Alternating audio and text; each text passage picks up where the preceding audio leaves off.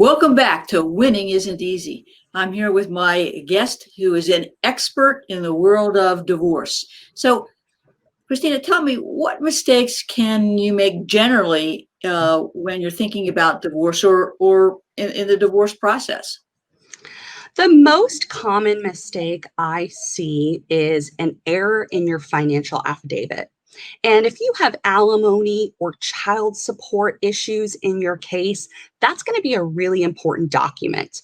As we mentioned earlier, the financial affidavit is the document that lists all of your income, all of your deductions, all of your expenses, all of your assets, all of your debts. And so making a mistake on that is going to be seen by the court probably as a credibility issue. For example, if you leave off a disability payment or an SSDI payment, the court may feel that you are not being honest about your income. And if you're not being honest about your income, could be dishonest about a lot of other things.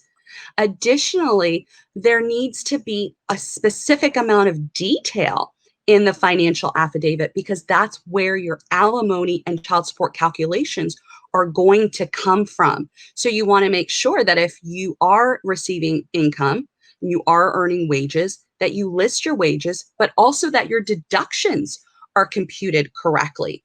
And a lot of times what we see is people are paid every 2 weeks. But the financial affidavit looks at information on a monthly basis. And so a big mistake we sometimes see is we're not calculating monthly amounts correctly. And so I always say, if you are paid twice a month, you are paid on the same day, the same calendar day every month. So that's the 1st and the 15th, or the 15th and the 30th, or something like that. But you're always getting your paychecks on that same calendar day. If that's the case, then you're receiving 24 paychecks a year. On the flip side, if you're getting paid every 2 weeks, then you're probably getting paid every other Friday. And if that's the case, you're getting 26 paychecks a year. So the calculation as to how to change the 26 payments a year into a monthly amount for your financial affidavit can sometimes be a challenging math problem. So those are the common mistakes that we see on the financial affidavit. I have that issue all the time. I don't know how to Math divide it. is hard. 4.3. So I'm often asked, how can I maintain my group health insurance or my life insurance as part of the divorce? Because I'm struggling, obviously, to maintain those benefits because of my disability. And at some point, I may lose those from my employer. So I'm going to be looking to my spouse to provide those benefits, or I've already lost them and my spouse is providing those benefits to me. But the question is, how do I maintain those insurance benefits that I desperately need as part of a divorce? Sure. So there are two things that kind of come into play when we're addressing that question. The first is that during the divorce process, the court looks to keep kind of an established quid pro quo. Whatever was happening before the divorce filed, that should happen during the pendency of the divorce. So if one spouse was providing health insurance for the other spouse, that should continue through the course of the divorce. A lot of times we see people are either vengeful and remove a spouse from health insurance, which could cause a lot of problems, or sometimes people just don't know. So there isn't necessarily a bad intent there, but they say, hey, we're getting divorced, so let me take you off my health insurance. While the divorce is pending, you can remain on the health insurance of your spouse, or if you're the one who's carrying the insurance, that your spouse can stay on it until the divorce is finalized. And so when is the divorce finalized is kind of the second part of that. Your divorce is finalized and you are no longer married as of the date the judge signs your final judgment of divorce. And so that's usually either the day that you have your trial, because your judge is making the decision on how to deal with everything in your case, or two, you've come to an agreement with your spouse and now you have a final hearing in which the judge is just rubber stamping the agreement you and your spouse came to. So what you're looking for is the date the judge signs the final judgment. In Pinellas, we're very lucky. Most of my final judgments are signed the day that the hearing is held. So there's not a long delay, but there could be. So you want to make sure that until the judge signs the paperwork, everything stays the same. For the spouse who's receiving benefits, the date of divorce is actually considered an event that no longer entitles you to your spouse's benefits. And so if you're the one who is going to be losing those benefits, you really want to make sure that you're planning or considering what that's going to look like in the future for you.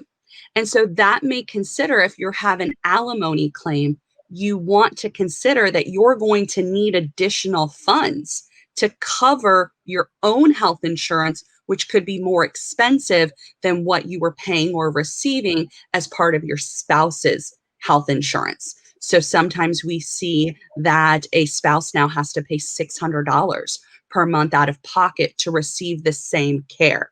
That's something you could include in your alimony claim.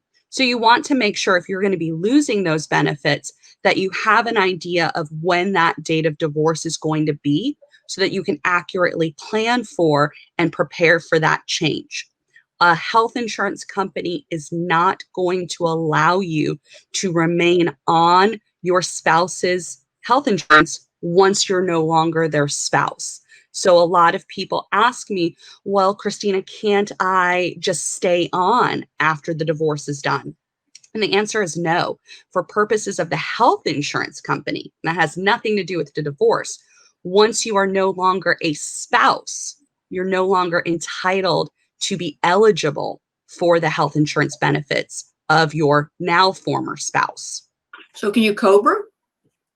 So COBRA is only eligible for the employee and then their dependents and or spouse. So if the spouse is still working at that company, you most likely will not be eligible for COBRA because your divorce decree has broken that bond and you're no longer that spouse.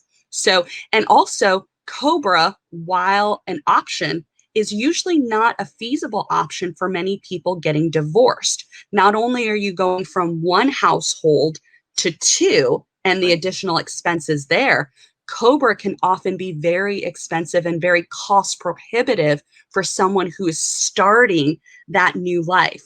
You've already had to pay first month security, last month moving costs, all those additional things, maybe get new furniture, change your DMV registration. There's a lot of ancillary costs in a divorce. To then have an increasingly high COBRA payment just isn't something that people can make work when they're getting divorced. So are there any questions or considerations that we haven't talked about so far that you think they need to know about? So one of the things that is sometimes often overlooked is when someone is receiving Social Security disability income, but they have minor children who are also receiving some type of benefit. That benefit to the children can be included when we're looking at the overall cost of what child support is going to be to that parent. So if you're the parent, go ahead. I'm sorry. It's considered income. It is considered income, yes. And what it is if the child support amount for your children is $500 and they're receiving $600 from their SSDI through you, then you may not actually have to pay out any money in addition to the benefit they're already receiving from Social Security. However, if your Social Security changes or their amount changes, we may need to recalculate all of that to make sure that the numbers are still accurate. So a lot of people aren't considering or taking into account the amount the children are using when we're looking at child support. So that's a really important thing that often gets overlooked. Great point. So how would somebody go about finding the right divorce attorney for them and their situation? What are your suggestions? So I think that divorce is a deeply personal and deeply emotional thing. Even if you have come to terms with an imminent divorce and you're ready to do it, it's still something that kind of touches the core of who people are. And so I think it's really important to find a lawyer you feel that you can talk with open and honestly. And whether that is a feeling you get or the impression you get, you want to make sure as an individual that you're interviewing lawyers just as you would for anything else. You want to feel like they are going to do a good job. You want to feel like you're being heard, and you want to feel like you can communicate with that lawyer well. And so think about those things when you're going into your consultation with an attorney.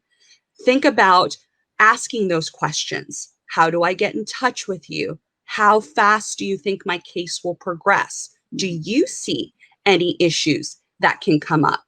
A lot of times, because we're so overwhelmed with the divorce process starting, the lawyer has a lot to tell the client about what's going to happen, what's going to go on.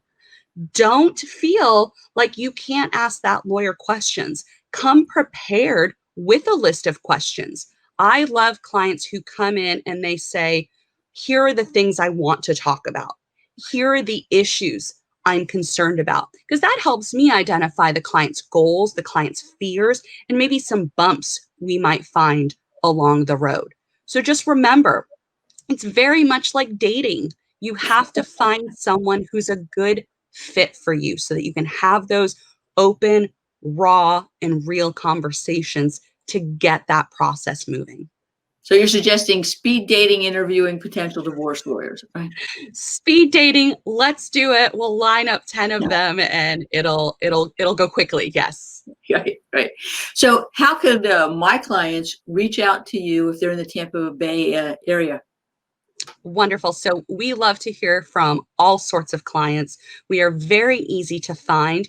You can find us on Google. We're at www.faherlaw.com. We are available by email at kfaher@faherlaw.com, and you can reach us by phone, 727-359-0367. You can follow us on Facebook. You can find me on LinkedIn. We are available. You can contact us in all of those methods. Great. Thanks for all this fantastic and helpful information. I know you're also a bankruptcy attorney, so I'd love to have you on the show to talk about bankruptcy and disability. Thanks. That would be wonderful. Thank you, Nancy.